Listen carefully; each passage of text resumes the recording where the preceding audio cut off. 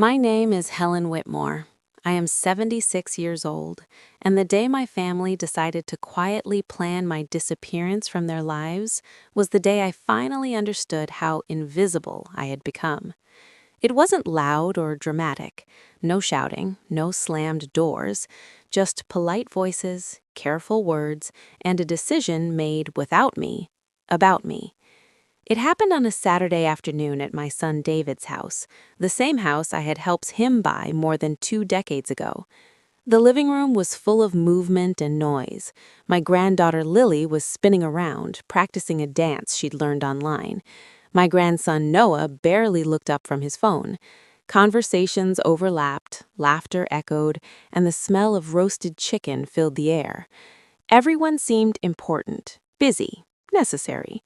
I sat quietly on the edge of the couch, my purse resting in my lap like I was waiting for a bus instead of sitting among my own family. "Helen, can you move your bag?" my daughter-in-law Karen called from the kitchen. "We need space." I moved it instantly. I always moved. I had learned over the years not to take up too much room. David finally looked at me and smiled politely, the kind of smile you give someone you respect from a distance. "Mom, you made it. We're going to have a little family talk later." A family talk. The words felt heavy before I even knew why. After dinner, once the plates were cleared and the children were sent upstairs, David stood up and clapped his hands softly. Karen straightened in her chair, prepared. My younger son, Mark, appeared on the tablet screen from his apartment across the country, his face flat and tired. "This isn't easy," David said, rubbing the back of his neck, "but we've been talking and we think it's time to start discussing next steps." "Next steps?" I repeated, already feeling something slip beneath my feet. Karen leaned forward with a practiced calm. "You're getting older, Helen, slower. You forget things sometimes." I didn't forget things. I just took my time. No one ever seemed in a hurry when they were young. Mark's voice came through the speaker. "We're not trying to hurt you, Mom. We just don't want to wait until there's an emergency." David nodded. "We toured a few assisted living places." The word toured stung more than anything else they'd said. "Without me?" I asked quietly. Karen smiled, tight and rehearsed. "We didn't want to worry you." They placed brochures on the table in front of me, glossy pages showing smiling seniors, pastel walls, small rooms that looked nothing like home. Karen pointed to one and mentioned bingo nights. Mark said another included meals. They spoke as if they were choosing a vacation package, not deciding where I would spend the rest of my life. "You've been alone too much," David added. "It's not healthy." "I like my house," I said, my voice barely holding. Karen sighed as if I were being unreasonable. "It's a lot to maintain, Helen, and honestly, it's stressful for us, worrying about you all the time." That was when I understood. I wasn't loved, I was stress. "We'll help with costs if needed," Mark offered, as though that made everything gentler.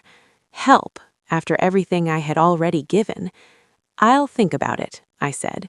Karen visibly relaxed. "Good. We already put you on a waiting list." That night, I returned to my quiet house, the one I had paid off myself, the one filled with memories and sunlight and silence. I sat alone and finally allowed myself to ask the question I had been avoiding for years. When did I stop being a mother and start being a problem? I hadn't always lived quietly. At 34, my husband left with a suitcase and a woman from his office. He left me with 2 boys, a mortgage, and no apology.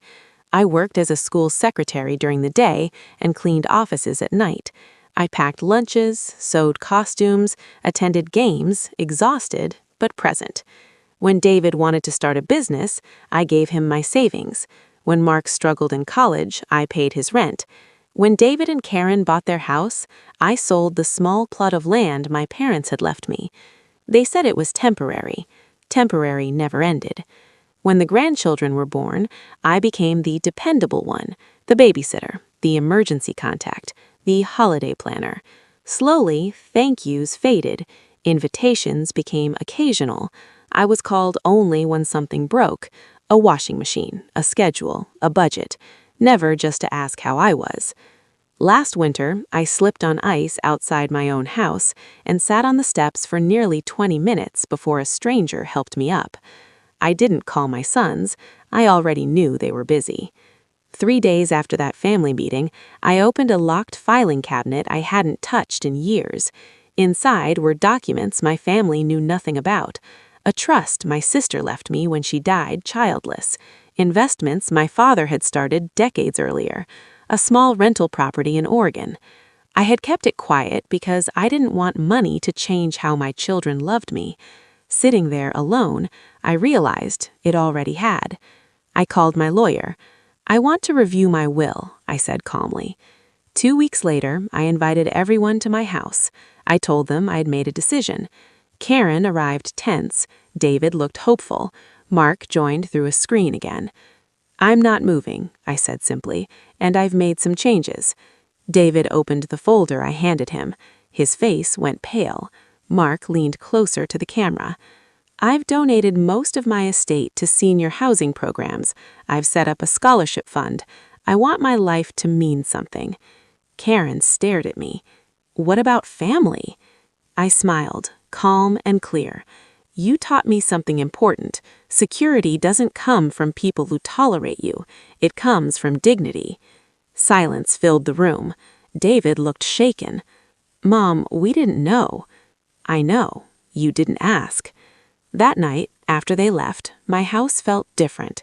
Not empty, peaceful. Months later, my life is quieter but fuller. I travel, I volunteer, I host dinners for people who want to be there. My sons call now, carefully, respectfully. I answer when I choose.